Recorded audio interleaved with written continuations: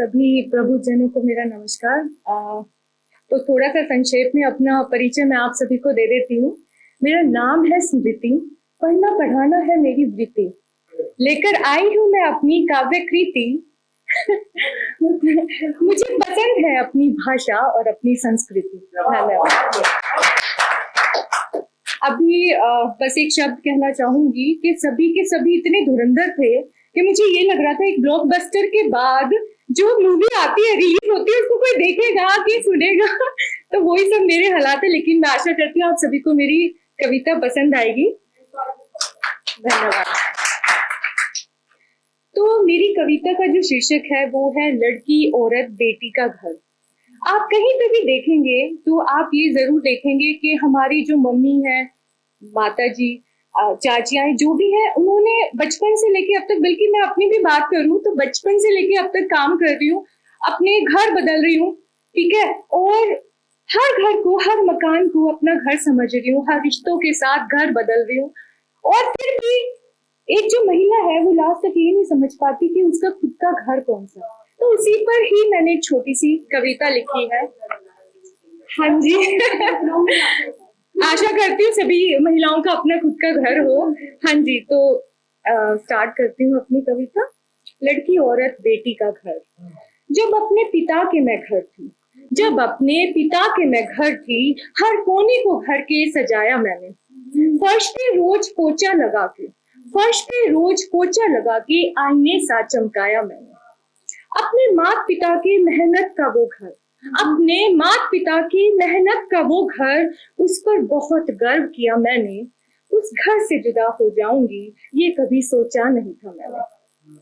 फिर एक दिन आया, फिर एक दिन आया जिस दिन मैं किसी घर की बहू बनी। अपने ही घर से मैं तो पराई हुई, पर अपने दिल को समझाया मैंने, पर अपने दिल को समझाया मैंने। अब अपने नए घर को ही अपना बनाया मैंने।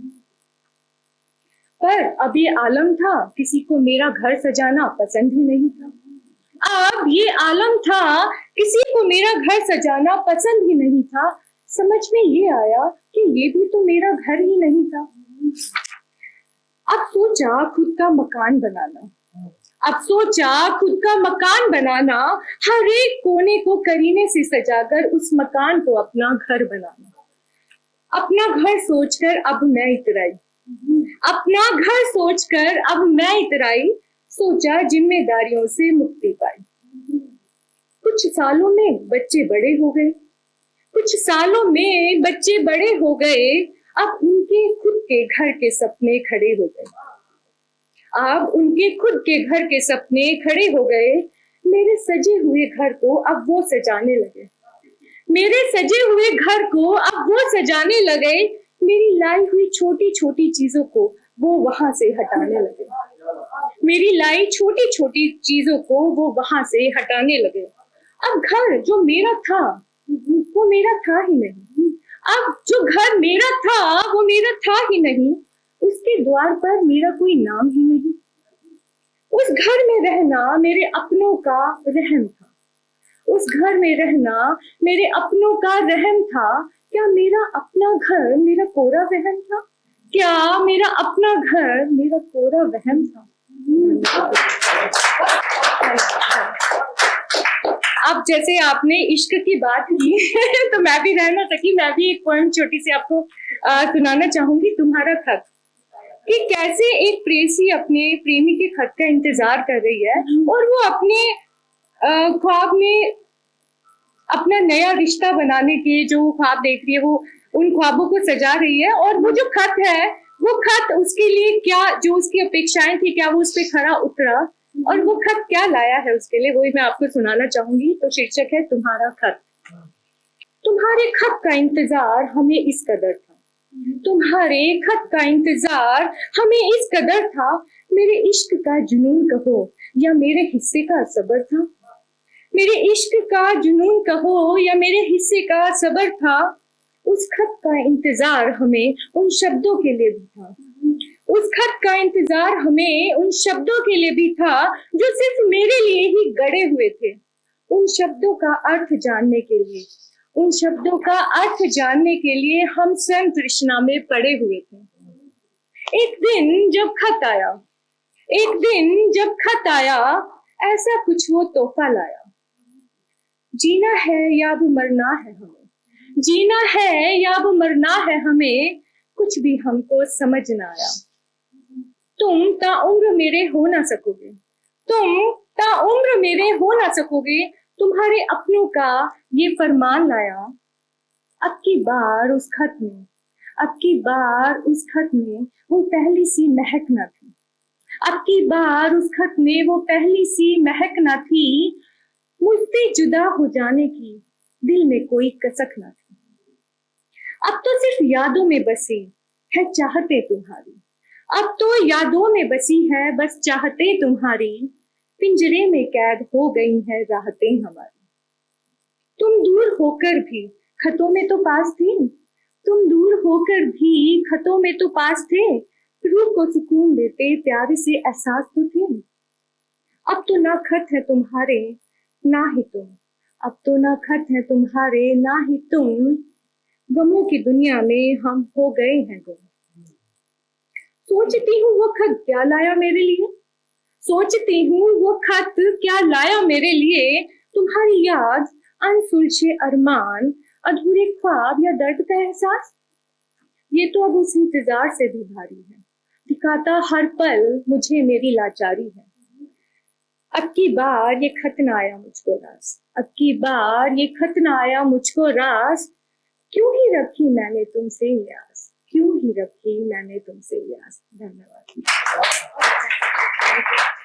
अगर समय हो तो एक छोटी सी और सुनाऊं। हाँ जी, मैंने अभी क्योंकि पुरुष भी बैठे हैं तो थोड़ा सा मुझे पता है कि जो पुरुष होते हैं ना वो अंतर मन कभी नहीं बताते अपना। मुझे लगता है महिलाओं से ज्यादा पुरुष के मन से उनकी मन की जो बातें निकालनी मुश्किल है, शायद महिलाएं बता देती हैं। तो मैंने एक छोटी सी कविता लिखी है लड़के के अंतर्मन पे। एक लड़के के अंतर्मन में क्या है जब वो उसकी प्रेयसी या आप कह लीजिए उसकी जो वाइफी, जब उनके बीच में झगड़े होते हैं और वो कहना चाह रहा है, उनको मनाना चाह रहा है वो, लेकिन एक कुछ होते हैं ना मेल ईगो चाहे प्रेम है लेकिन वो अपना अंतर्मन कभी भी नहीं बताएगा अपना। तो उसी पे कुछ छोटा सा लिखा है मैंने। एक लड़की के अंतर्मन से।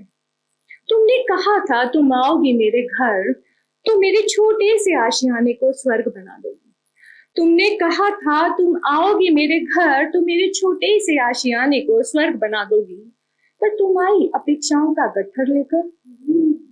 इन अपेक्षाओं पे खरा उतरते मैं भी अब थक गया हूँ, इन अपेक्षाओं पर उतरते अब मैं भी थक गया हूँ, लगता है रास्ते से मैं खुद ही अब भटक गया हूँ। तुम मेरी होकर भी अपने रिश्तों को ना भूली, तुम मेरी होकर भी अपने रिश्तों को ना भूली, तो मैं भी कैसे भूल जाऊं। अरे इंसान हूँ, इंसानियत के वास्ते ही सही अपनों के कुछ काम तो आऊं। तुमसे अटूट प्रेम है मुझे, तुमसे अटूट प्रेम है मुझे, मेरे जीवन को साकार करो तुम, कुछ कदम तुम भी तो आगे रखो।